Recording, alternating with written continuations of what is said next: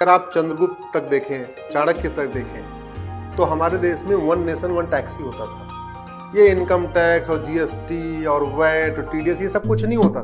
चाणक्य के समय में जो कौटिल्य का जमाना था, उस समय भारत की जीडीपी दुनिया की 38% थी।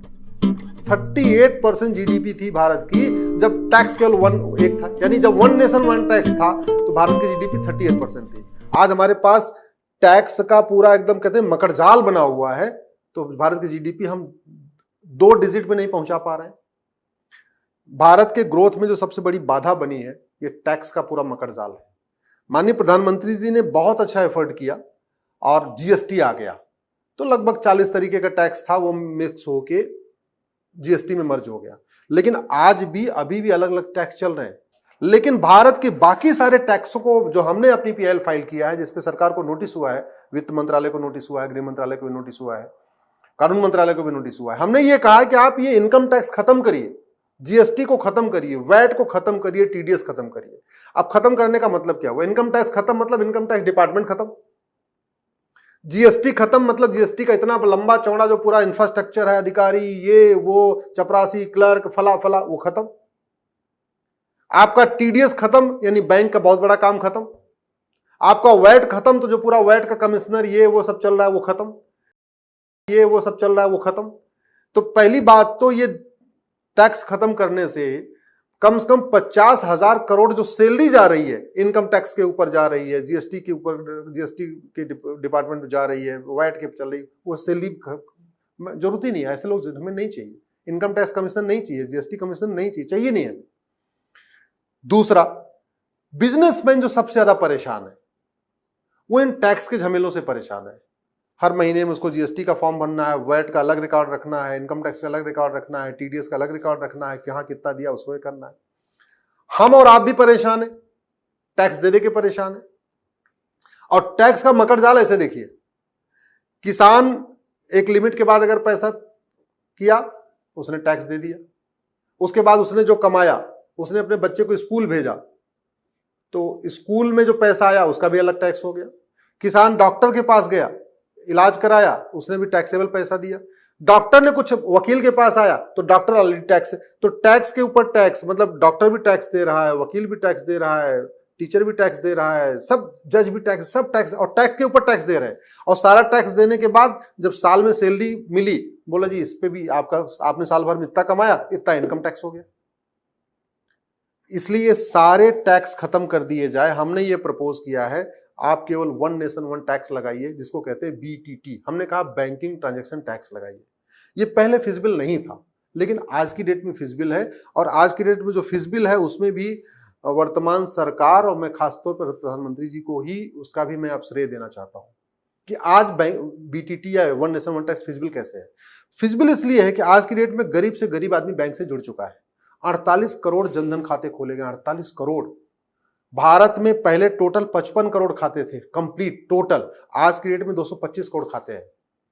Saving account, current account, post office का अकाउंट, जनधन सारा मिला दीजिए तो 225 करोड़ खाते। टोटल परिवार भारत में रहते हैं 30 करोड़, खाते हैं 225 करोड़। इसका मतलब हर परिवार में ऑन एन एवरेज 8 खाता है। इसका जो सबसे बड़ा अब वन नेशन वन टैक्स इसलिए पॉसिबल है, फिजिबल है, क्योंकि सब सारे परिवार के पास, आपके पास आधार है। 130 करोड़ आधार, 30 करोड़ परिवार, 130 करोड़ आधार, यानी हर परिवार में 4-5 आधार। आज की डेट में आधार पैन से लिंक हो चुका है, आधार वोटर आईडी से लिंक हो चुका है, आधार बेस्ड पेमेंट भी शुरू हो चुका है। अब आज की डेट में केवल करना यह है, सारे टैक्स खत्म कर दीजिए, कैश लेन देन की लिमिट सेट कर दीजिए। हमने जो सजेस्ट किया है कि जिस सामान की एमआरपी 5,000 रुपए से ज्यादा हो, जिस सर्विस की जो सर्विस 5,000 से ज्यादा हो, अगर आपका बिजली का बिल 5,000 रुपए से कम आ रहा है तो आप कैश जमा कर सकते हैं। ज्यादा 5,000 रुपए अब आप कैश नहीं कर सकते, आपको अपने एटीएम, आपने मोबाइल खरीदा, आपने शर्ट खरीदा, आपने खाना खाया, आपने रेलवे का टिकट लिया, एयर का टिकट लिया, जो भी किया, अगर आपका बिल 5,000 रुपए से ज्यादा है, 5,000 या उससे ज्यादा है, फिर आप कैश नहीं कर सकते। आपको केवल इतना करना है कि आपने 100 रुपए का सामान खरीदा तो आपको 1 रुपए एक्स्ट्रा यानी 101 रुपए देना है। आपने 1,000 का सामान खरीदा तो आपको 10 रुपए एक्स्ट्रा 1,010 देना है। आपने 1 लाख का सामान खरीदा तो आपको 1,01,000 देना है। इसमें आम जनता अभी बहुत ज्यादा टैक्स दे रही है, तो जनता के लिए भी सहूलियत हो गई। बिजनेसमैन परेशान है, पूरा डिपार्टमेंट उसका एक डिपार्टमेंट ही अकाउंटिंग सेक्शन होता है, एक टैक्सेशन डिपार्टमेंट है जहां जीएम लेवल तक के लोग रखे हुए हैं, उसकी जरूरत नहीं, वो भी खत्म। बिजनेसमैन पूरा परेशान हुआ कि कहीं यहां से कोई नोटिस ना आ जाए, यहां से नोटिस ना आ जाए, यहां से नोटिस ना आए, दुनिया भर की उसको डेट याद रखनी पड़ी, इसकी डेट कट ऑफ डेट ये, वो कट ऑफ डेट सब खत्म। तो बिजनेसमैन भी, छोटा बिजनेसमैन बड़े सामान खरीद रहा है 1% दे रहा है, बड़ा वाला बिजनेसमैन डिस्ट्रीब्यूटर खरीद रहा है वो उसको 1% दे रहा है, डिस्ट्रीब्यूटर सीधे सीधे फैक्ट्री से सामान खरीद रहा है वो उसको 1% दे रहा है, फैक्ट्री वाला जिससे रॉ मटेरियल खरीद रहा है उसको 1% दे रहा है। बस 1% देते रहना है, ऑनलाइन देते रहना है। इतने में ही सरकार के पास अभी जो इनकम आ रही है लगभग उसकी 1.5 गुनी हो जाएगी। तो सरकार के भी बल्ले बल्ले। अब ये होगा कैसे? होगा ये कि जो लीकेज है ना, वो लीकेज खत्म हो जाएगा। टैक्स चोरी खत्म, जीएसटी की चोरी खत्म, इनकम टैक्स की चोरी खत्म, वैट की चोरी खत्म, भ्रष्टाचार खत्म, और पूरा smooth one nation one tax भी हो गया। आपको बस इतना ही करना पड़ेगा, इसमें बड़ी नोट बंद करना पड़ेगा, 100 रुपए से बड़ी नोट बंद करनी पड़ेगी, 5,000 रुपए से महंगे सामान का कैश लेन देन बंद करना पड़ेगा, और ये सारे टैक्स खत्म करके आपको सिंपल, इसको हम बीटीटी कहते हैं, बैंकिंग ट्रांजैक्शन टैक्स, क्योंकि आपको मोबाइल के जरिए देना बैंक, तो उसको बीटीटी कहते हैं। इस बीटीटी का फायदा जरा देखिए, इस बीटीटी के आते ही पूर्वोत्तर का अलगाववाद खत्म हो जाएगा। इसलिए कि अभी आपने मणिपुर में हिंसा हुई है, हिंसा के बाद जब हिंदुओं ने पलायन किया है तो वहां पे जो लोग खड़े हैं जश्न मना रहे हैं, उनकी राइफलें देखिए, 10-10 लाख रुपए की उनकी राइफलें हैं। इलीगल 10-10 लाख रुपए की राइफल कहां से आई? ब्लैक मनी से आई। जब बीटीटी लागू हो जाएगा, ब्लैक मनी जनरेट ही नहीं होगा, कोई सामान 5,000 रुपए से महंगा है वो आप कैश में खरीद ही नहीं सकते हो, तो ब्लैक मनी जनरेट नहीं होगा, तो अलगाववादियों के पास पैसे खत्म हो जाएगा। और अलगाववादियों के पास जो पैसा है भी वो खर्च कर ही नहीं सकते, क्योंकि आपके पास पूरा सिस्टम ऐसा हो गया कि आप जो है कोई चीज 5,000 रुपए से महंगा खरीद ही नहीं सकते। बीटीटी आने से नक्सलवाद माओवाद खत्म हो जाएगा, क्योंकि नक्सली और माओवादियों की पूरी फंडिंग हवाला के जरिए होती है, ब्लैक मनी से होती है। तो बीटीटी आते आते ही ब्लैक मनी खत्म हो गया, ब्लैक मनी खत्म हो गया, हवाला खत्म हो गया, हवाला खत्म हो गया, तो नक्सलवाद माओवाद खत्म हो गया। बीटीटी के आते ही ये जो जिहाद का बिजनेस चल रहा है, ये जिहाद 100% नहीं, मैं कह रहा हूं 50% खत्म हो जाएगा। धर्मांतरण 50% खत्म हो जाएगा, कम हो जाएगा। ये जो कन्वर्जन का रैकेट क्रिश्चियन मिशनरी चला रही है, इनकी फंडिंग कैसे आ रही है? इनकी फंडिंग विद इन कंट्री आ रही है, बाहर से भी आ रही है लेकिन विद इन कंट्री भी आ रही है। विद इन कंट्री आ रही है और उस पूरा पैसा यूज कर रहे हैं। जैसे किसी को लालच देते हैं, तू कन्वर्ट हो जा, मैं तेरे को बाइक दे दूंगा। अब वो पैसा बाइक खरीदने, जब बाइक कैश में खरीद ही नहीं सकते तो बाइक देंगे कैसे? जब बाइक देंगे नहीं तो कन्वर्ट क्यों होगा? दूसरा एग्जांपल आपको देता हूं। ये जो आज की डेट में जो ग्रूमिंग गैंग चल रहा है भारत में, पंचर छाप लड़के जो जिंदगी में कभी उन्होंने 10 रुपए भी नहीं देखा है, उनको बढ़िया बाल वाल कटा के, उनको नहला धुला के उनको बाइक दे दी जाती है, उनको जीन्स दे दिया जाता है, स्मार्टफोन दे दिया जाता है, कहा जाता है तुम स्कूल कॉलेज के आसपास चक्कर लगाओ। ऐसे चल रहा है ना, खूब चल रहा है। जब वो मोबाइल खरीद ही नहीं पाएगा और खरीदने की कोशिश करेगा जैसे ही ऑनलाइन, सरकार की नजर में आ जाएगा कि भाई ये कमाता तो है नहीं, इसने 30,000 का मोबाइल खरीदा कैसे? ये कमाता तो है नहीं, इसने 60,000 70,000 की बाइक कैसे खरीद लिया, 1 लाख की बाइक कैसे खरीद लिया? तो इसमें क्या हुआ कि जैसे ही कोई आदमी इलीगल कोई एक्टिविटी करेगा, तुरंत पकड़ में आ जाएगा, तुरंत सरकार को, मतलब वो बदमाशी करेगा कलकत्ता में, बंगाल में, और यहां दिल्ली के वित्त मंत्रालय को और आरबीआई को यहीं दिल्ली में बैठे बैठे पता चल जाए कि फला आदमी इस समय मुर्शिदाबाद में 60,000 रुपए की मोबाइल खरीद लिया है और इसका हिस्ट्री ये बता रहा है कि तो कमाता ही नहीं है। सरकार के पास दोनों है ना, सरकार को यह भी पता चल रहा है कि अश्विनी उपाध्याय साल में कितना कमाते हैं, सरकार को यह भी पता चल रहा है कि अश्विनी उपाध्याय साल में खर्च कितना कर रहे हैं, क्योंकि कैश में कुछ ले ही नहीं सकते। अल्टीमेटली ट्रेन में जाएंगे, प्लेन में जाएंगे, खाना खाएंगे, होटल में जाएंगे, हर जगह ऑनलाइन ही पैसा हो। तो सरकार को यह भी पता चल रहा है कि मेरे पास आय से कम संपत्ति है, आय से ज्यादा संपत्ति है, हमारे पास बेनामी संपत्ति है कि व्हाइट प्रॉपर्टी है, और सरकार के पास इनकम टैक्स भी आ रहा है। तो इसलिए मैं कह रहा हूं कि पुलिस का आधा काम खत्म हो जाएगा। ईडी को जो इतना छापेमारी करनी पड़ रही है ब्लैक मनी पकड़ने के लिए, उसकी जरूरत ही नहीं पड़ेगी। सीबीआई को जो बार बार रेड करना पड़ रहा है, उसको करना नहीं पड़ेगा।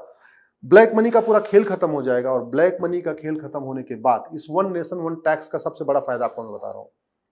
ये जो पटना में अभी सम्मेलन हुआ है ना, ये सम्मेलन तभी तक हो रहा है जब तक भारत में ब्लैक मनी है, और ये ब्लैक मनी जनरेट करने के लिए सम्मेलन भी हो रहा है। अल्टीमेटली ये नोटजीवी और ओटजीवी नेता, सत्ता उनको चाहिए नोट कमाने के लिए, खजाना लूटने के लिए। तो जब ये भी खर्च नहीं कर पाएंगे तो वो पैसा कमा के करेंगे क्या?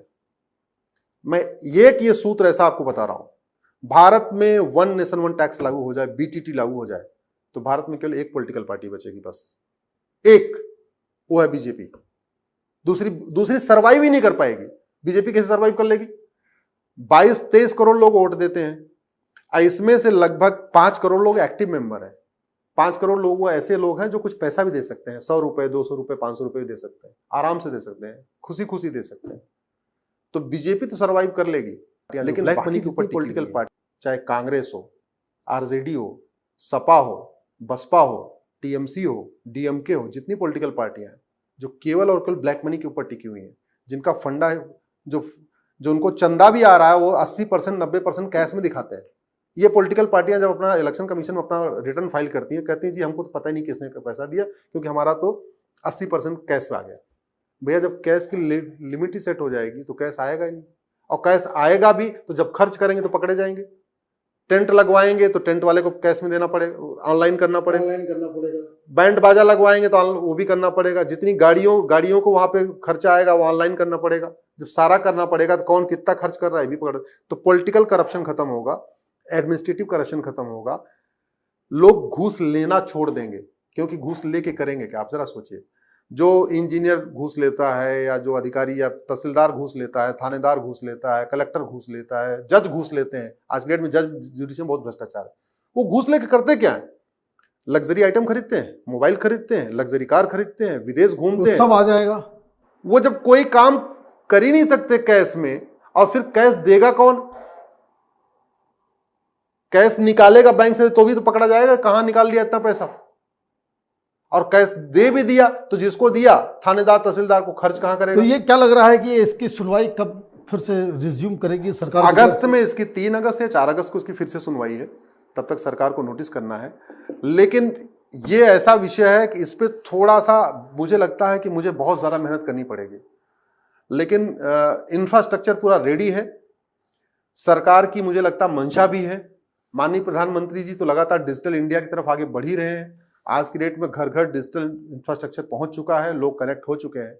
अब तो 5G भी लॉन्च होने वाला है, लॉन्च भी हो गया बहुत सारे शहरों में। अब ये फिजिबल है, प्रैक्टिकल है, देश की दिशा और दशा बदल जाएगी।